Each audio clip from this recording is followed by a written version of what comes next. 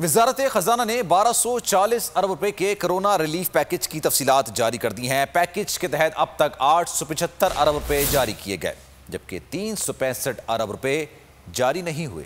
1240 अरब रुपए के corona relief package की तफसीलात। कोरोना रिलीफ पैकेज के तहत अब तक 875 अरब रुपए जारी किए गए, जबकि 365 अरब रुपए जारी नहीं हुए। पैकेज के तहत 510 अरब 10 करोड़ रुपए कैश किए गए हैं। रिपोर्ट के मुताबिक कैश की मद में 875 अरब रुपए मुख्तस थे। बरामद करंदगान के लिए मुख्तस 100 अरब रुपए में से 86 अरब रुपए जारी किए गए।